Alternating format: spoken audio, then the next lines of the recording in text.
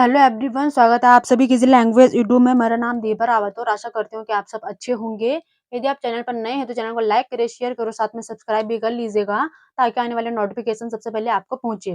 दोस्तों, आज हम पढ़ने वाले हैं ईश्वर से अनुराग। ठीक, हिस्ट्री का एक टॉपिक है, बहुत बार पूछा जाता है सीटेट में। नैनार और अलवार भी बहुत बार पूछा गया है और उसी में आज हम सबसे पहले पढ़ेंगे ईश्वर से अनुराग, ईश्वर के मन में। ठीक, यदि हम ईश्वर से अनुराग की बात करेंगे, अनुराग का अर्थ होता है प्रेम या भक्ति। ठीक, अब देखो कि लोगों के मन में ईश्वर के प्रति भाव भाव उत्पन्न कैसे हुआ, प्रेम प्रेम कैसे उत्पन्न हुआ, इसी पर आज हम डिस्कस करने वाले हैं। अब देखो, जैसा आप सभी को पता होगा कि आजकल पूजा पाठ सभी लोग करते हैं। ठीक, पूजा पाठ सभी लोग करते हैं। लोग मंदिरों में जाते हैं, भजन गाते हैं, भजन हो गया, कीर्तन हो गया और कव्वाली गाते हैं। ठीक, सभी गाते हैं। कुछ लोग ईश्वर पर क्या करते हैं, इतना विश्वास करते हैं कि जब वो मंदिरों में जाते हैं उन्हें दुख होता है, उनकी आंखों से आंसू टपक जाते हैं। क्यों टपकते हैं? क्योंकि वो ईश्वर पर क्या करते हैं, इतना भरोसा करते हैं। अब देखो, ईश्वर के मनुष्य के मन में ईश्वर के प्रति भाव कैसे उत्पन्न हुआ, तो ये सब किसकी देन है? ये सब ये सब 8वीं शताब्दी में। ठीक, 8वीं शताब्दी में 8वीं शताब्दी में सूफी आंदोलन की देन है। किसकी देन है? सूफी आंदोलन की देन है। सूफी आंदोलन कब हुआ था? 8वीं शताब्दी में हुआ था। और तभी से लोग क्या करने लगे, ईश्वर को मानने लगे। तभी से क्या हुआ, लोग ईश्वर को मानने लगे। अब देखो, जैसे पहले बड़े बड़े राज्य हो गए, साम्राज्य हो गए, नगर हो गया और व्यापार, इनका जब विकास नहीं हुआ था तो छोटे छोटे समुदाय होते थे। ठीक, छोटे छोटे समुदाय होते थे और छोटा समुदाय क्या करता था, जो उनका देवता होता था उस देवता को पूजता था। अब देवता को भी पूजने लगा। अब जब साम्राज्य हो गया, राज्य हो गया, व्यापार हो गया, नगर हो गए, जब इनका विकास हुआ जब इनका विकास हुआ तो लोग मतलब इकट्ठा हो गए। ठीक, लोग साथ में इकट्ठा हो गए और जब साथ में इकट्ठा हो गए तो यहाँ से क्या हुआ, लोगों के मन में नए नए विचार उत्पन्न हुए। ठीक, नए नए विचार उत्पन्न हुए। इसी में कहा जाने लगा, जैसे आप सभी को पता होगा, जो समाज था वर्णों में विभाजित। ठीक, सबसे उच्च स्थान दिया जाता था समाज में ब्राह्मण को और सबसे निम्न स्थान दिया जाता था किसको? वैश्य को। तो समाज था वर्णों में विभाजित, तो लोगों ने कहा मतलब समाज में मतलब राज्यों का उदय तो हो गया। तो लोगों के मन में यह विचार भी विकसित हुआ, क्योंकि बहुत सारे लोग थे कि उन्होंने कहा कि समाज में मतलब जो निम्न जाति का होगा उसे मतलब छोटे क्या मिलेंगे, छोटे अधिकार मिलेंगे, छोटे छोटे काम मिलेंगे समाज में। और जिसने उच्च जाति में जन्म लिया होगा उसे बड़े बड़े अधिकार मिलेंगे। उसे क्या मिलेंगे? बड़े बड़े अधिकार मिलेंगे। तो यहाँ से मतलब बहुत हिचकिच मतलब पैदा हुई।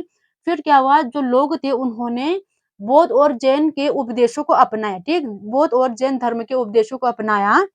जैसा आप सभी को पता होगा, जो गौतम बुद्ध था, तो गौतम बुद्ध मतलब किसी के साथ भी भेदभाव नहीं करता था। सभी जातियों के लोगों को एक समान मानता था और किसी के हाथ से भी पानी पीते थे। ठीक, चाहे वो निम्न जाति का हो, उच्च जाति का हो, सभी को एक समान मानते थे और सभी को क्या देते थे? ज्ञान देते थे। तो लोगों ने जैन और बौद्ध के उपदेशों को अपनाया। ठीक, अब यहाँ से क्या हुआ कि जब मतलब जो बौद्ध धर्म, जो मतलब गौतम बुद्ध ये सभी को मानते थे, तो यहाँ से ये कहा जाने लगा कि जो समाज में स्थान मिलेगा, ठीक, वो जन्म के आधार पर नहीं बल्कि प्रयत्न के आधार पर मिलेगा। यदि यदि एक मनुष्य 7 बार जन्म लेता है तो वो सिर्फ उसके कर्मों और उसका जो ज्ञान होगा, उसने जो प्रयत्न किया होगा, उसके आधार पर मिलेगा। ठीक, उसके आधार पर मिलेगा। अब देखो, 7वीं और 9वीं शताब्दी में, ठीक, 7वीं और 9वीं शताब्दी में क्या हुआ, दक्षिण भारत में धार्मिक आंदोलन धार्मिक आंदोलन आंदोलन उत्पन्न हुए। ठीक, धार्मिक आंदोलन क्या हुए? उत्पन्न हुए। और इनका जो नेतृत्व किया था, ठीक, इनका नेतृत्व किसने किया था? इनका नेतृत्व नैनारो नैनारो और अलवारो ने किया था। ठीक, नैनारो और अलवारो ने किया था। जो ये नैनार थे, ये थे शैव संत। ठीक, ये थे शिव भक्त थे। ये कौन थे? शिव भक्त थे। और ये थे वैष्णव संत। ठीक, ये कौन थे? वैष्णव संत थे। ये थे विष्णु भक्त। ये कौन थे? विष्णु भक्त। अब देखो, जो नैनार और अलवार था, ये सभी जातियों सभी जातियों को मानते थे। ठीक, सभी जातियां इसमें शामिल थी।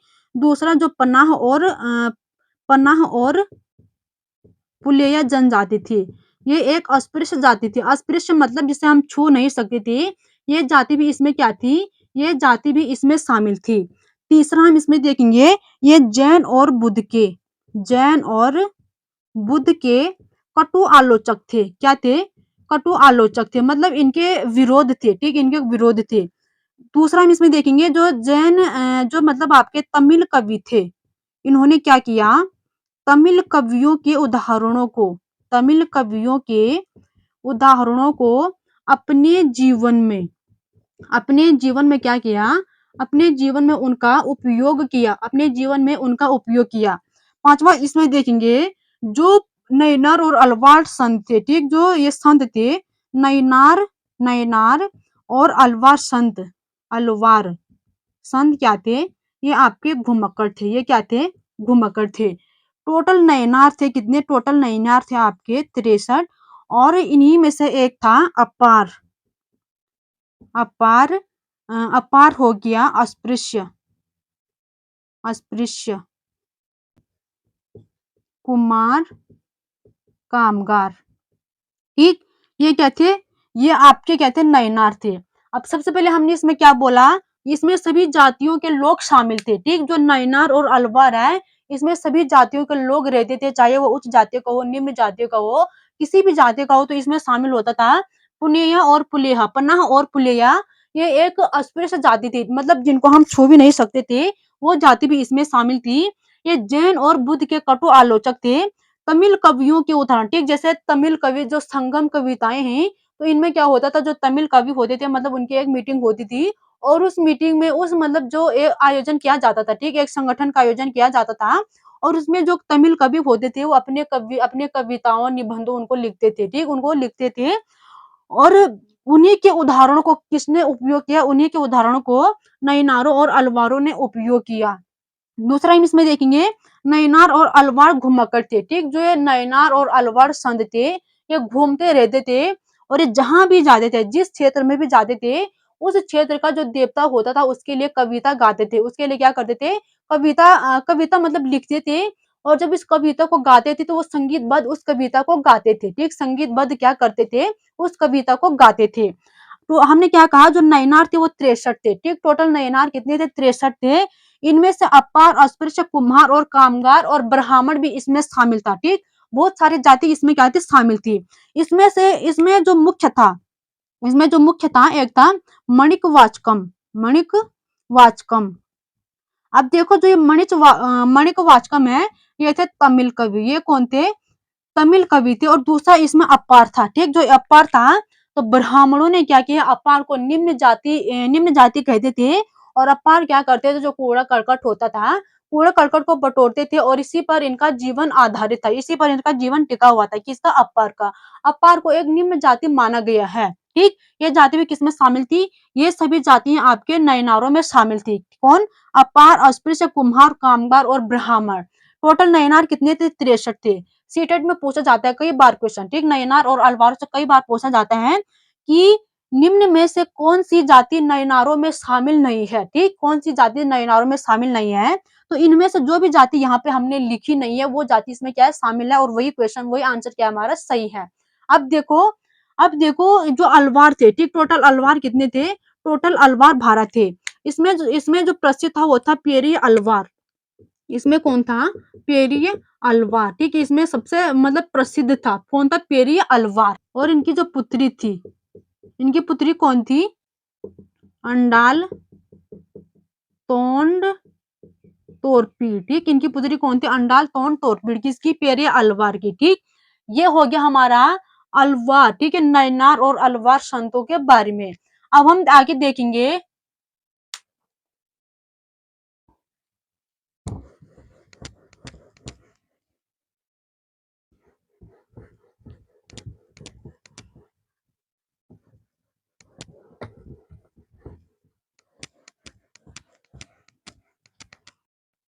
आगे हेडिंग डालेंगे 10वीं और 12वीं शताब्दी में चेर और चोल, जो यहाँ के जो पांड्य राजा थे, ठीक, जो क्या थे, पांड्य राजा थे। इन पांड्य राजाओं ने धार्मिक स्थलों पर धार्मिक स्थलों पर मंदिरों का निर्माण कराया, ठीक, मंदिरों का निर्माण कराया। अब देखो जो चेर चोल पांड्य जो राजा लोग होते थे, इन्होंने धार्मिक स्थानों पर क्या किया, मंदिरों का निर्माण किया, और यहाँ की यात्रा करने लगे कौन, संत, यहाँ की यात्रा संत लोग करने लगे। ठीक, यहाँ की यात्रा संतों ने की थी।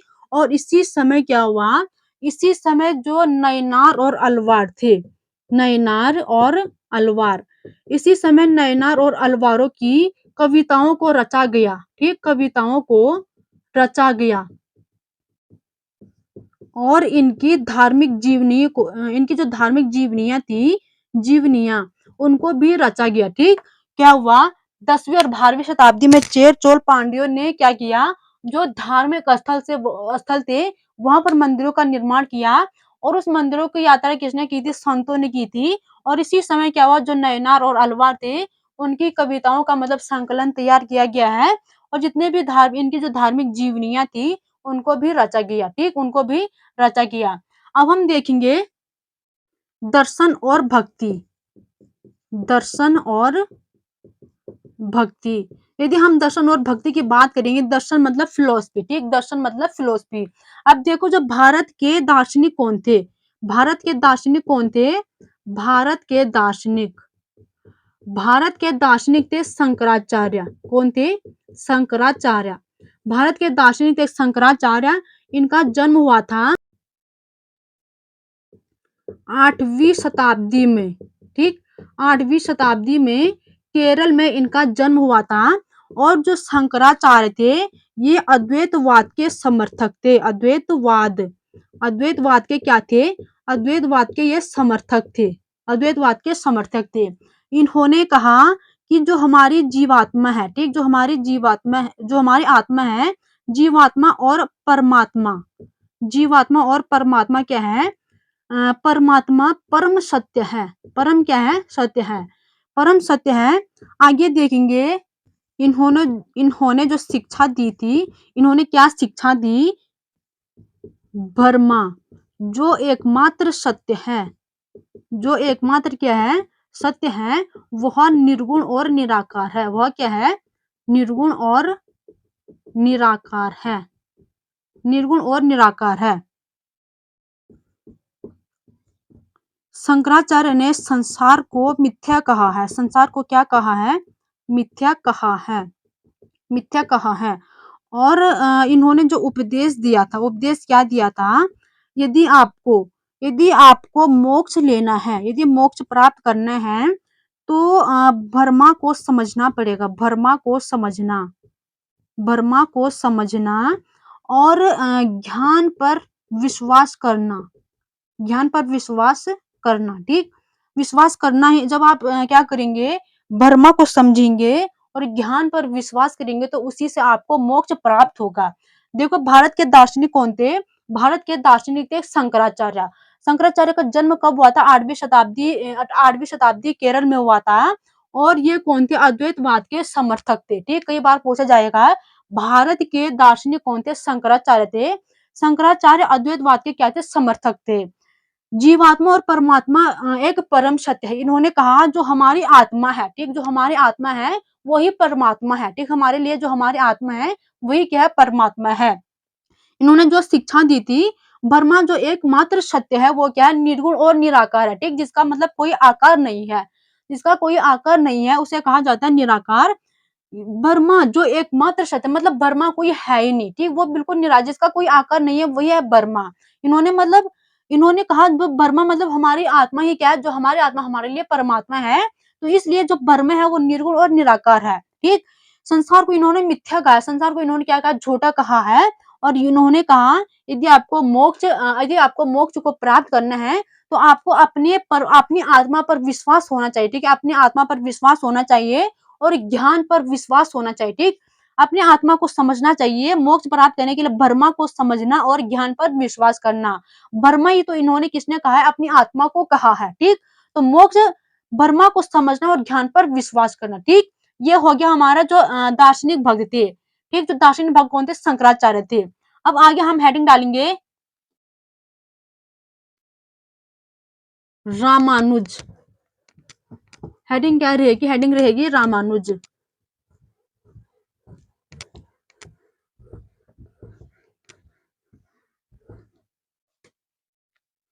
हेडिंग डालेंगे रामानुज।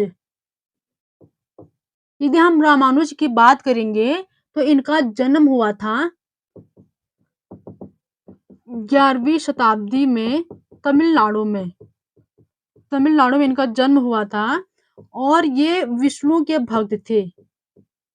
विष्णु के भक्त विष्णु के भक्त थे और अलवारों से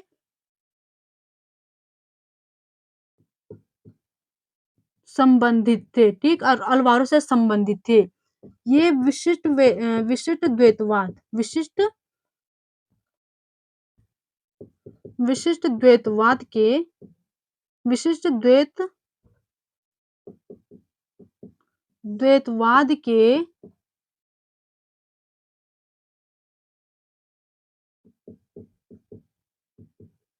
सिद्धांतों का प्रतिपादन करते थे। यदि आपको मोक्ष प्राप्त करना है तो विष्णु के प्रति अन्य भक्ति करनी होगी।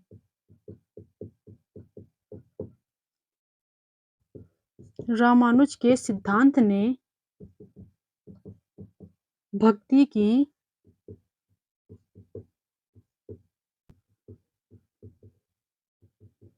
नई धारा को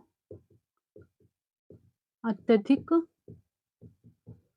प्रभावित किया। अब देखो, ठीक, जो रामानुज थे, तो रामानुज का जन्म कब हुआ था? 11वीं शताब्दी तमिलनाडु में हुआ था और ये विष्णु के भक्त थे, ठीक। विष्णु भक्त कौन थे? अलवार थे, इसलिए ये विष्णु के भक्त थे और ये अलवारों से संबंधित थे, ठीक। इन्होंने क्या किया? रामानुज ने विशिष्ट द्वैतवाद के सिद्धांतों का प्रतिपादन किया, ठीक।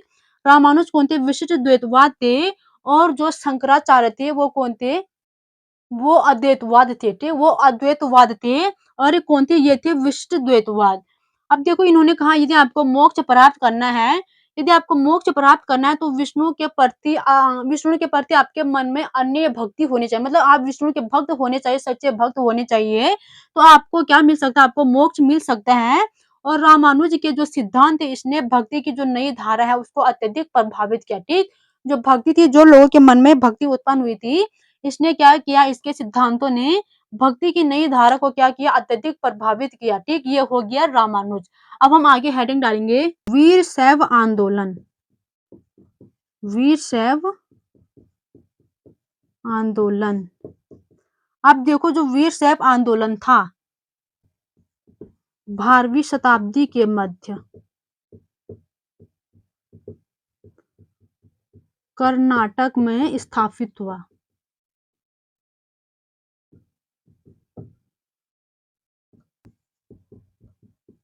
इन्होंने सभी व्यक्ति की समानता के पक्ष में नारी के प्रति उनके व्यवहारों में जो ब्राह्मण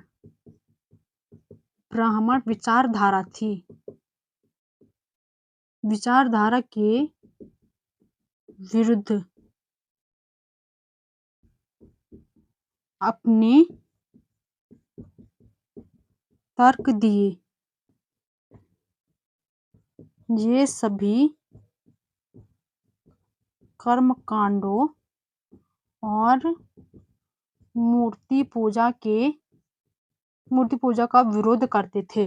अब देखो, जो वीरशैव आंदोलन था, तो इसकी उत्पत्ति कब हुई थी? 12वीं शताब्दी में हुई थी और कर्नाटक से हुई थी, ठीक। कहाँ से हुई थी? कर्नाटक से हुई थी।